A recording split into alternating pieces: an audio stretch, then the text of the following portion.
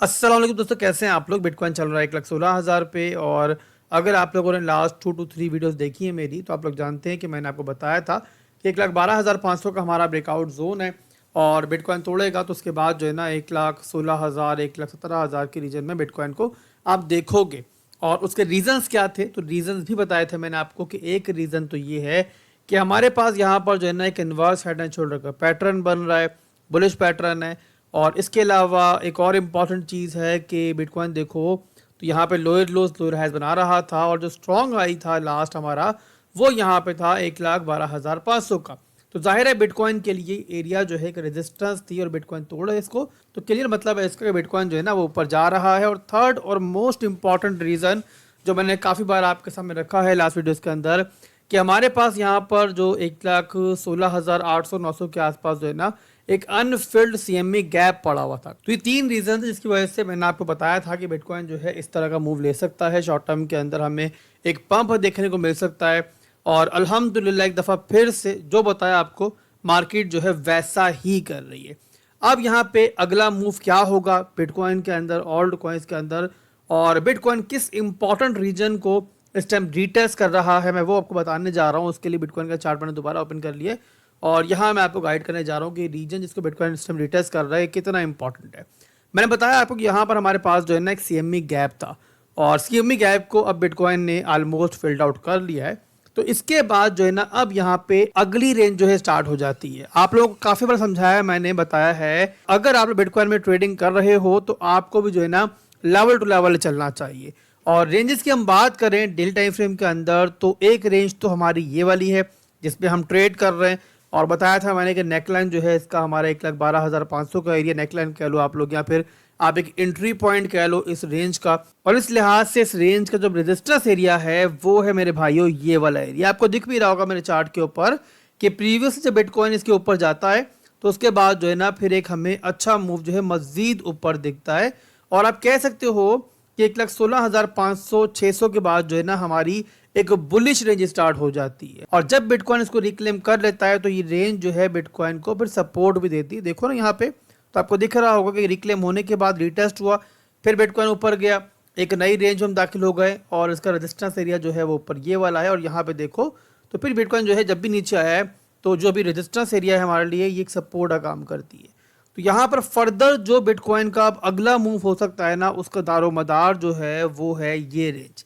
अगर बिटकॉइन इसको नहीं तोड़ पाता और यहाँ से इस तरीके से रिजेक्शन होती है, क्लोजिंग दोबारा अंदर हो जाती है, तो क्लियर मतलब इसका होगा भाई बिटकॉइन जो है यहाँ पे सीएमई गैप फिल्ड आउट करने आया था और पार्टी जो है वो ओवर होने जा रही है। बट अगर बिटकॉइन इस रेंज को फर्दर भी रिक्लेम कर लेता है यानी कि क्लोजिंग जो है हमें इसके ऊपर भी मिल जाती है, तो फिर जो है ना बिटकॉइन आप कह सकते हो कि मजीद एक बुलिश रेंज में दाखिल हो चुका है। तो यहाँ पर अब आप लोगों ने अगले मूव के लिए रेजिस्टेंस पर नजर रखनी है और यही एरिया होगा जो बिटकॉइन के लिए नेक्स्ट मूव जो है वो डिसाइड करेगा।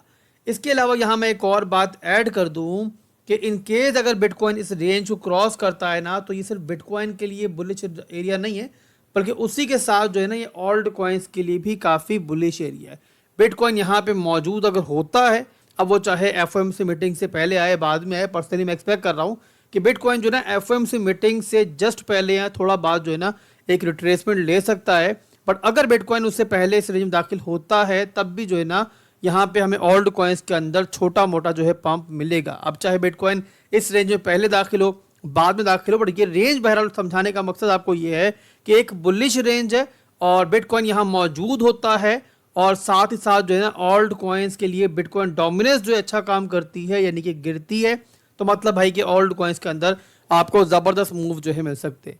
यहाँ देखो बिटकॉइन डोमिनेंस चार्ट मैंने ओपन कर लिया है और यहाँ पर आपको क्या दिख रहा है, तो डोमिनेंस मेरे भाई गिर रही है, बिटकॉइन पंप कर रहा है। और जब तक ये चीज रहती है यानी कि बिटकॉइन यहाँ पॉजिटिव रहता है, डोमिनेंस गिरती रहती है, तो ओल्ड कॉइन्स के अंदर ना सिर्फ कि आपको अच्छे मूव मिलते रहेंगे बल्कि फिर उसके बाद जब हमें रेट कट मिलेगा तो उसके बाद जो है ना फिर फाइनली जो है मजीद बड़े बड़े मूव जिनका आप लोग इंतजार कर रहे हो, जिसकी आप लोगों को बड़े लंबे अरसे से तलाश थी, वो आपको देखने को मिलेंगे। इसके अलावा यहाँ पे जो रेट कट्स हैं वो भी नज़दीक हैं तो उसका भी सबको इंतजार है। जाहिर है एक बड़ा इंपॉर्टेंट इवेंट है और ज़्यादातर एनालिस्ट एक्सपेक्ट कर रहे हैं कि हमें इस बार जो है फाइनली एक रेट कट देखने को मिलेगा। अगर रेट कट मिल जाता है चाहे वो 25 बीपीएस का ही क्यों ना हो तो जाहिर है एक बुलिश इवेंट होगा और चाहे शॉर्ट टर्म के अंदर मार्केट थोड़ा सा नेगेटिव दिखे, आपको छोटा मोटा रिट्रेसमेंट दिखे, सेल द न्यूज़ वाला इवेंट दिखे, बट यहाँ मिड टर्म के अंदर मार्केट को मैं एक्सपेक्ट कर रहा हूँ कि ओल्ड कॉइन्स के लिए अच्छी रहेगी और हमें ओल्ड कॉइन्स के अंदर अच्छी एंट्रीज जो है, अच्छी इन्वेस्टमेंट जो है उसके बाद आती हुई दिखेंगी। ज़ाहिर है मार्केट में नया पैसा आएगा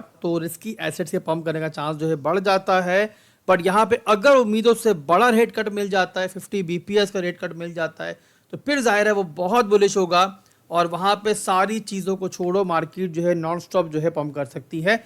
बट अगर हमें उम्मीदों के बरखिलाफ, जिसके चांसेस बहुत कम हैं कि हमें यहाँ पे कोई रेट कट ना मिले और एक दफ़ा फिर जो है अनचेंज नंबर आए, तो फिर ज़ाहिर है मार्केट के लिए वो नेगेटिव होगा और अच्छा नहीं होगा, जिसकी मैं ज़ाहिर उम्मीद नहीं कर रहा हूँ। और मुझे यही उम्मीद है कि इंशाल्लाह हमें फाइनली जो है इस बार एक रेट कट देखने को मिलेगा। अब यहाँ पे एफओएमसी मीटिंग से पहले और बाद में कौन कौन से ओल्ड कॉइन्स हैं जो अच्छा परफॉर्म कर सकते हैं, तो यहाँ पे एफओएमसी मीटिंग से पहले 1,16,800-900 की जो रेंज है वो यहाँ पे ओल्ड कॉइन्स के लिए नेक्स्ट मूव डिसाइड करेगी। और अगर यहाँ पे क्लोजिंग पे मिल जाती है, जैसे कि बताया वीडियो के अंदर मैंने अभी आपको, तो लार्ज कैप ओल्ड कॉइन्स के अंदर जो ओल्ड कॉइन्स आपको अच्छा मूव करते हुए दिख सकते हैं उनमें एक तो इथीरियम है। इथीरियम ऑलरेडी अच्छा पंप कर रहा है और इथीरियम यहाँ पे मेरे हिसाब से आने वाले दिनों के अंदर खास तौर पे रेट कट के बाद जो है बहुत अच्छा फर्दर परफॉर्म कर सकता है। इसके अलावा आपको सोलाना के अंदर अच्छे मूव दिखेंगे। अभी ऑलरेडी जो है सोलाना लास्ट 24 आवर के अंदर 6% ऊपर चल रहा है। कल की वीडियो के अंदर भी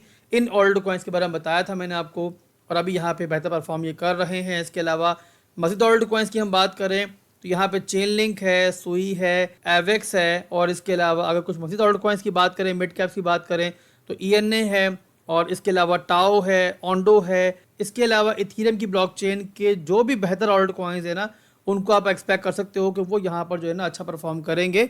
और ख़ास तौर पे एफओएमसी मीटिंग के बाद, एक रेट कट के बाद जो है ना, ये ओल्ड कॉइन्स जो है काफ़ी बड़े बड़े मूव्स जो है ले सकते हैं। तो इन ओल्ड कॉइन्स आप नज़र रखो, कुछ मज़ीद ओल्ड कॉइन्स भी यहाँ पे ऐसे हैं कि जो मैं एक्सपेक्ट कर रहा हूँ पंप करेंगे, उनके बारे में कल बात करेंगे। अभी के लिए बस ओवरऑल मार्केट का जो करंट सिनेरियो चल रहा है, जो ओवरऑल सिचुएशन चल रही है मार्केट की, बता दी मैंने आपको। फिर मिलते हैं इंशाल्लाह, बहुत जल्द दुआ में याद रखिएगा। अल्लाह हाफिज़।